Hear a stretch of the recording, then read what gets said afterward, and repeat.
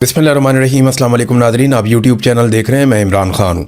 सबसे पहले तो पेट्रोल की कीमत के हवाले से मैं आपको एक मरतबा फिर बता दूँ कि पाकिस्तान में पेट्रोलियम मसनूआत की कीमतें रोज़ाना की बुनियाद पर बढ़ रही हैं और मेरा अंदाज़ा ये था कि 2 रुपये 3 रुपये रोज़ाना बढ़ाया करेंगे, तो ये जब हम 1 महीने के बाद या 15 दिन के बाद देखेंगे तो ये कीमत 20-25 रुपये बढ़ जाया करेगी।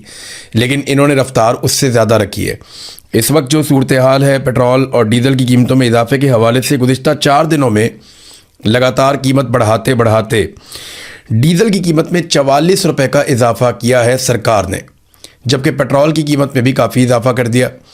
तो ये इस तरीके से पेट्रोलियम मसनूआत की कीमतें बढ़ा रहे हैं। जब रोज़ाना बढ़ाते हैं तो उन्हें ये खबर नहीं आती कि 30 रुपये बढ़ गई, 20 रुपये बढ़ गई।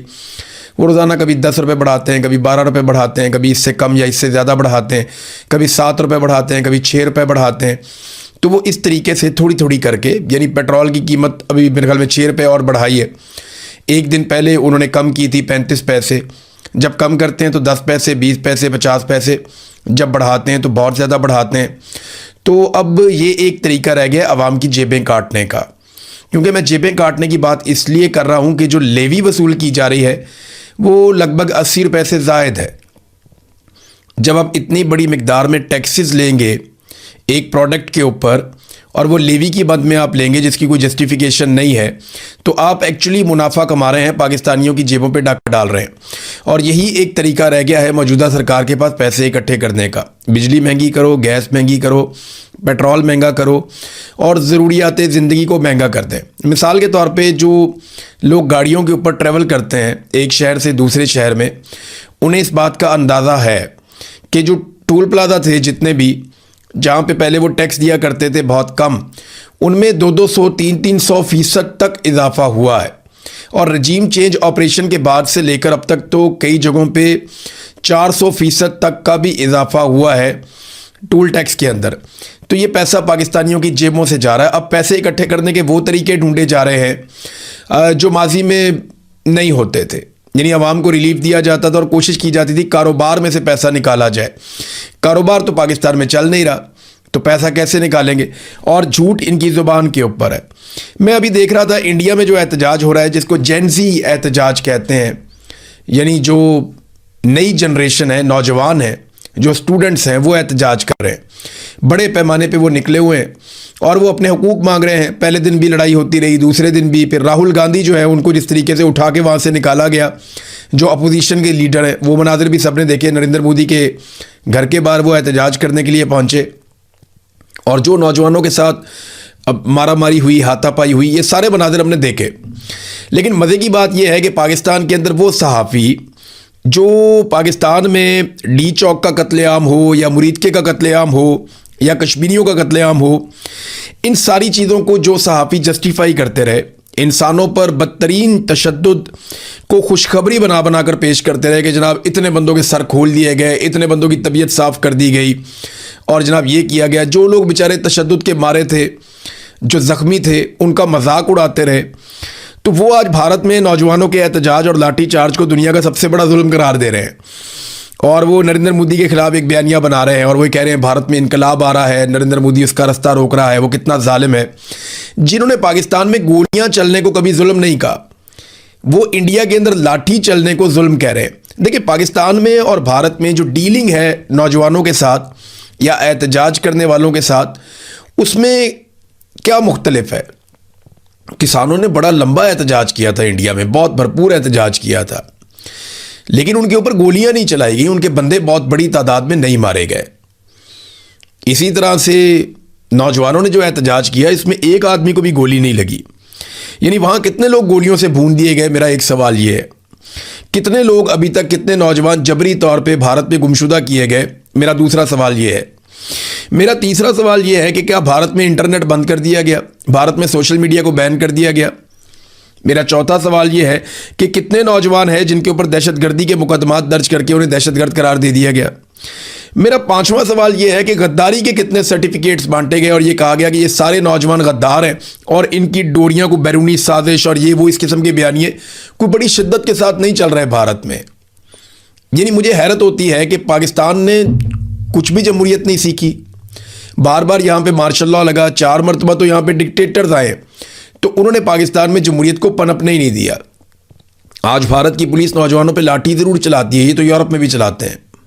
दुनिया के हर मुल्क में ये होता है कि जब हुकूमत अपने आप को ख़तरे में महसूस करती है या उन्हें लगता है कि नौजवान या अवाम कोई लाइन क्रॉस कर रहे हैं तो वो ताकत का इस्तेमाल करते हैं, लेकिन एक लिमिट तक करते हैं। आंसू गैस चला देते हैं, धक्के देते हैं, बाज़ औक़ात लोगों को कुछ देर के लिए हिरासत में लिया जाता है, बाज़ औक़ात लाठी चार्ज किया जाता है। लेकिन यहाँ क्या हो रहा है पाकिस्तान में? सीधी गोलियां मार दो, बंदों को जबरी तौर पे लापता कर दो, सोशल मीडिया को मुकम्मल तौर पे बंद कर दो, जो आवाज़ निकाले उसकी आवाज़ को दबा दो। इंडिया में इन नौजवानों के घरों में चादर और चारदीवारी का तकद्दुस पामाल नहीं किया गया। ये जो नौजवान हैं इनके घरों को भी पता है, इंडियन पुलिस को, उनकी हुकूमत को, वो इनके नामों को भी जानते हैं। इंडिया में ये नहीं कहा गया कि तमाम नौजवानों के नाम जो हैं वो यूनिवर्सिटी से कटवा दिए जाएंगे। पाकिस्तान में तो ये कहा जाता है ना। तो इंडिया में जमहूरियत पनप रही है इन एहतजाजों के नतीजे में, और पाकिस्तान का मीडिया इसको ग्लोरीफाई कर रहा है। लेकिन पाकिस्तान में जो एहतजाज होते हैं, कश्मीरी बैठे हैं कहते हैं शरपसंद है, गद्दार है, बलोच निकलते हैं उन्हें कहते हैं जी गद्दार है, शरपसंद है, दहशतगर्द है, पठान निकलते हैं उनको भी यही कहते हैं।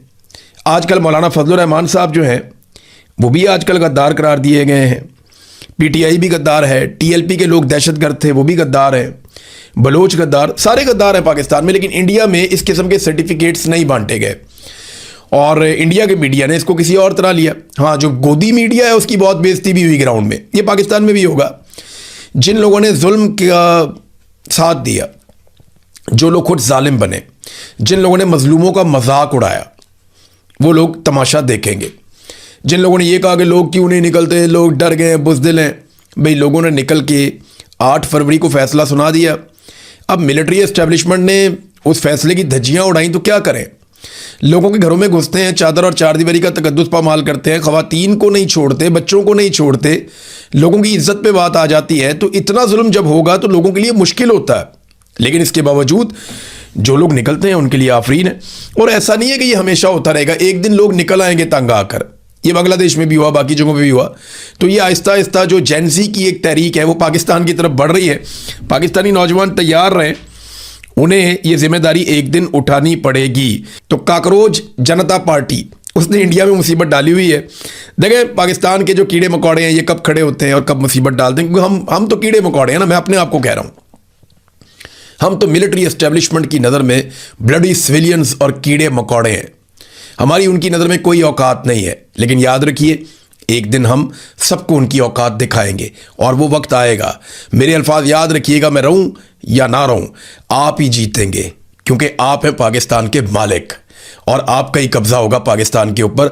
आप ही के फैसले चलेंगे, सिक्का राइजुल वक्त आपका होगा। ये खुशखबरी मैं आज बोल रहा हूं, हो सकता है कि जब आप ये खुशखबरी मना रहे हो उस वक्त बहुत देर हो गई हो या बहुत वक्त गुजर गया हो, लेकिन एक दिन आपको ये खुशखबरी मिलेगी और पाकिस्तान पे पाकिस्तानी राज करेंगे। कोई हमारे ऊपर एस्टेब्लिशमेंट राज नहीं करेगी, बाहर से फैसले मुसल्लत नहीं होंगे। वक्त आएगा, इंशाल्लाह ज़रूर आएगा। नाज़रीन, मरीम नवाज़ और नवाज शरीफ आज़ाद कश्मीर पहुंचे। वो एक पंडाल था, एवरेज सा पंडाल था, वो उसको भर नहीं सके। सामने से ऐसा लगा जैसे बहुत लोग होंगे। कुछ ऐसे एंगल से वीडियोस बनाई गई, मीडिया ने उनको चलाया भी, लेकिन जो मकामी लोग हैं उन्होंने पोल खोल दिया। उन्होंने जब जूम आउट किया तो दिखाया वो तो आगे छोटा सा मजमा खड़ा है, पीछे पूरा ग्राउंड ही खाली है। नवाज शरीफ वहाँ पे हैं, मरीम नवाज वहाँ पे है और लोग आपस में बातें कर रहे हैं। लोगों की तवज्जो भी नहीं है ज़्यादा। आगे जो चंद 100 लोग हैं या 1-2 हज़ार लोग हैं उनकी तवज्जो है, पीछे जो है वो तो पंडाल खाली है। तो बेड़ी गर्क हो गया। ये 3 दफ़ा का वज़ीर आज़म है जिसको लेकर गए, एक सूबे की वज़ीर आला है जिसको लेकर गए और पूरे वसाइल इस्तेमाल किए। इसके बावजूद औकात सिर्फ इतनी सी रह गई है कि एक एवरेज ग्राउंड भी नहीं भर पाए। और मुझे अच्छी तरह याद है कि जब नवाज शरीफ साहब परवेज़ मुशर्रफ के दौर में वापस आए थे तो उस दौर में मैंने कुछ जलसे कवर किए थे। तो एक बंदे के सीने के साथ दूसरे बंदे की पीठ लगी हुई होती थी और पंडाल में जगह नहीं होती थी, बाहर भी लोग खड़े हुए होते थे। ये हालात होते थे उस वक्त, इतनी मकबूलियत थी। फिर जब इन्होंने बयानिया बनाया वोट को इज्जत दो, तब भी लोग बहुत बड़ी तादाद में इनके साथ खड़े थे। लेकिन जब इन्होंने बूट को इज्जत दी तो उसके बाद से अब तक आप हालत इनकी चेक कर लें। नवाज शरीफ ने एक बहुत बड़ा एतराफ़ किया। स्टेटमेंट उनका ये है कि अगर हम यहाँ पे इलेक्शन जीत जाते हैं तो मैं शहबाज शरीफ से इस ख्वाहिश का इजहार करूँगा कि वो मुझे वज़ीर आज़म आज़ाद कश्मीर बना दे। एक तो इसमें आप समझे एक तरह का टॉन्ट है कि मुझे वज़ीर आज़म बनाने का कहा, बनाया नहीं, आप लोग खुद ही वज़ीर आज़म बन गए। दूसरा, नवाज शरीफ ने ये बात का एतराफ़ कर लिया कि अब उनकी नहीं सुनी जाती। उन्होंने एतराफ़ कर दिया कि क्योंकि शहबाज शरीफ के बराह रास्त ताल्लुकात हैं फील्ड मार्शल के साथ और मिलिट्री एस्टेब्लिशमेंट के साथ, वो एक पेज पे हैं और उनके साथ मिलकर काम कर रहे हैं, लिहाजा फैसले मिलिट्री एस्टेब्लिशमेंट ने करने हैं या शहबाज शरीफ ने करने हैं, मेरा जोर नहीं चलता। नवाज शरीफ ने दूसरी तरफ अपनी बेबसी का इजहार किया है कि अगर मैं आज़ाद कश्मीर का वज़ीर आज़म बनना भी चाहूँ या मेरी ये ख्वाहिश भी है तो मेरा ये बस में नहीं है, मेरा जोर नहीं चलता। मुझे एस्टेब्लिशमेंट और एस्टेब्लिशमेंट का जो सबसे बड़ा अर्दली है शहबाज शरीफ, ये दोनों मिलकर मुझे बना सकते हैं वज़ीर आज़म, मैं खुद नहीं बन सकता। 3 दफ़ा वज़ीर आज़म रहने वाले का ये अंजाम मुझे बहुत तकलीफ़ हुई कि आज वो एक छोटे से इलाके का, एक छोटे से खित्ते का, एक छोटे से मुल्क का वज़ीर आज़म बनना चाहता है और वज़ीर आज़म बनने की ख्वाहिश इतनी है। एक और चीज़ मैंने सोची कि ये ख़ानदान अपने घर से बाहर इक़्तिदार देखना ही नहीं चाहता किसी के पास। यानी एक भाई वज़ीर आज़म पाकिस्तान है, बेटी वज़ीर आला पंजाब है, बाकी सारा ख़ानदान एडजस्ट किया हुआ है। नायब वज़ीर आज़म जो है वो भी अपना रिश्तेदार लगाया हुआ है और अब ख्वाहिश ये है कि एक जगह और इलेक्शन हो रहा है, वहाँ पे जाके मैं वज़ीर आज़म बन जाऊँ। देखा ना, ये पूरे ख़ानदान को हमेशा इक़्तिदार के अंदर रखना चाहते हैं, ये किसी को भी इक़्तिदार में हिस्सा नहीं देना चाहते। इन्हें लगता है इन्हीं का खून ऐसा है जिसे मसनद पे बैठना चाहिए और किसी को मौका नहीं मिलना चाहिए। कश्मीर में 50 के करीब लाशें गिरी हैं, नवाज शरीफ ने उन पे एक लफ्ज़ भी नहीं बोला, मगर वज़ीर आज़म बनने की ख्वाहिश का इजहार किया है। चले, हज़ारों ख्वाहिशें ऐसी कि हर ख्वाहिश पे दम निकले, बहुत निकले मेरे अरमान, फिर भी कम निकले। तो नाज़रीन, पिछले 15 साल में से 13 साल से ज़ायद PMLN और पीपल्स पार्टी ने हुकूमत की है आज़ाद कश्मीर पे। यानी 2008 के बाद से अगर आप देख लें तो आज़ाद कश्मीर में पीपल्स पार्टी की हुकूमत है या PMLN की हुकूमत है। बीच में PTI को लगभग 1 साल के लिए हुकूमत मिली, उसके बाद उनकी वफाकी हुकूमत ख़त्म हो गई और वहाँ पे साजिशें शुरू हो गई। तो लगभग जो उन्होंने अपनी हुकूमत इंजॉय की, जो लगता है कि उनके पास वो हुकूमत का सही टाइम था, वो 1 साल था, 1.25 साल था, और 2 साल टोटल उनके पास मिलाकर आप कर लें। लेकिन पीपल्स पार्टी और PMLN ऐसे तकरीर करते हैं वहाँ पे जैसे वहाँ पे कभी उनकी हुकूमत आई नहीं। जिस तरह वो मसाइल गिनवाते हैं, जिस तरह वो बताते हैं कि ये भी नहीं बना, वो भी नहीं बना, ये भी नहीं किया, वो भी नहीं किया, और भाई किसने करना था? इमरान खान को तो 1 साल मिला कश्मीर, बाकी 13-14 साल तो आपके पास रहा और हमेशा से मिलिट्री एस्टेब्लिशमेंट के पास है।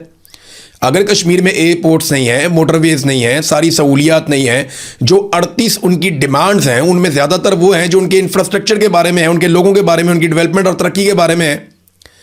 अगर वो सब कुछ उन्हें नहीं मिला तो उसके लिए रिस्पॉन्सिबल तो वही जमातें हैं ना जो वहाँ पे इक़्तिदार में रही हैं। या आप 1 साल वाले इमरान खान के खाते में डाल देंगे सारा कुछ। तो ये ऐसे तकरीरें कर रहे हैं जैसे अपोजिशन है। बिलावल वहाँ तकरीर करता है, ऐसा लगता है कि बिलावल हुकूमत में नहीं, हालांकि हुकूमत बिलावल की है।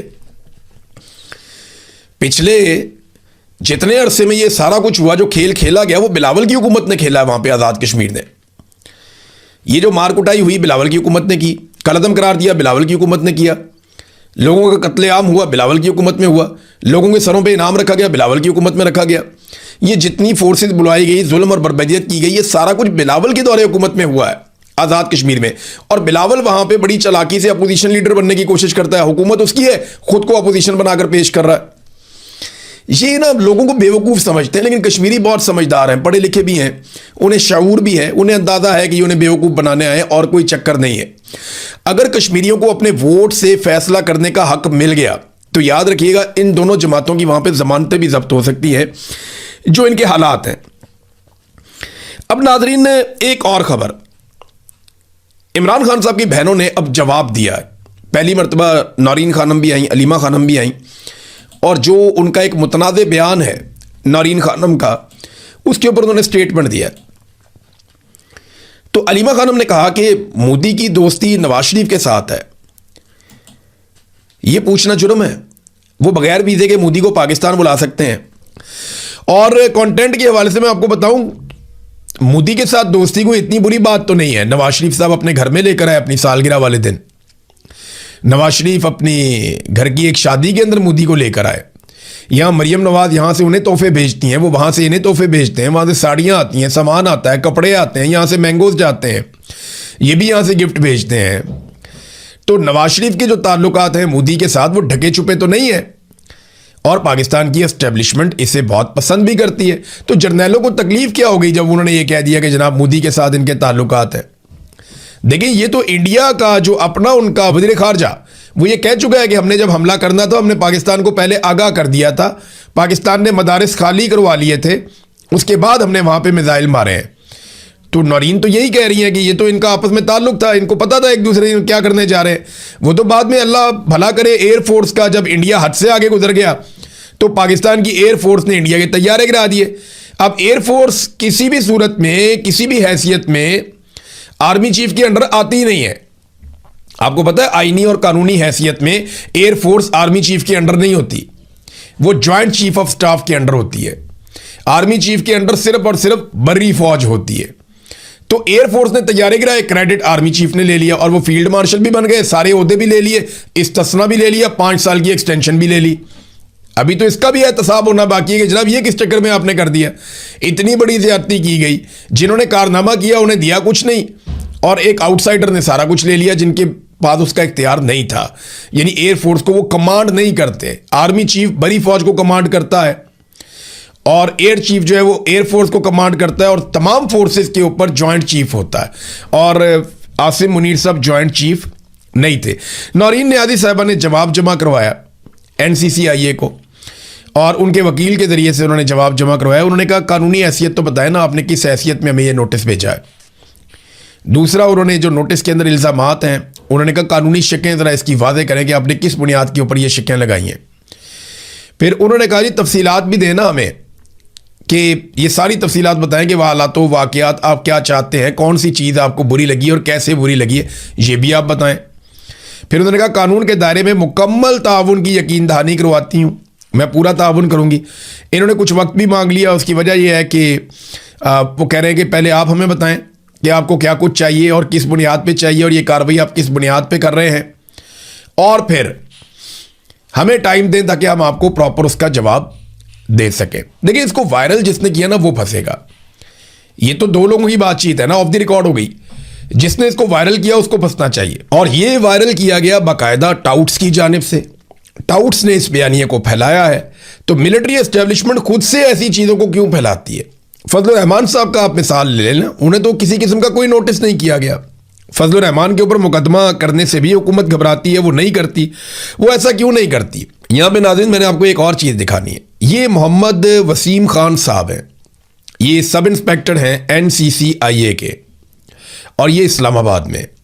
ज़्यादातर जो मुकदमात हो रहे हैं ना, ज़्यादातर जो कार्रवाइयाँ हो रही हैं या इंक्वायरियाँ खुल रही हैं, उसमें ये साहब मुद्दई बनते हैं और ये साहब नोटिस जारी करते हैं। मोहम्मद वसीम खान ये सब इंस्पेक्टर है NCCIA का। ये कौन है? ये कहाँ से आया है? ये किस इदारे से यहाँ पहुँचाया गया है? और ये यहाँ पे किस काम पे लगा हुआ है? और किस किस को इसने नोटिस जारी कर दिए हैं? इसके ऊपर मैं थोड़ा काम कर रहा हूँ, मैं आपको आने वाले वक्त में बताऊंगा। लेकिन ये आदमी आपने याद रखना है, इसे आपने कभी भूलना नहीं है, क्योंकि ये खुद से अज्यूम कर लेता है कि ये मेरे मुल्क के खिलाफ है और इसको जो है वो सज़ा मिलनी चाहिए। ये आदमी फैसला करता है कि कौन गद्दारी कर रहा है और कौन नहीं कर रहा। ये एक बेहतरीन पुरजे के तौर पे काम कर रहा है मोहम्मद वसीम खान। तो किस हैसियत में कर रहा है और कौन इसे अहकामात जारी करता है कि जनाब आप ये वाला काम कीजिए? हालांकि इंतहाई नामुनासिब है।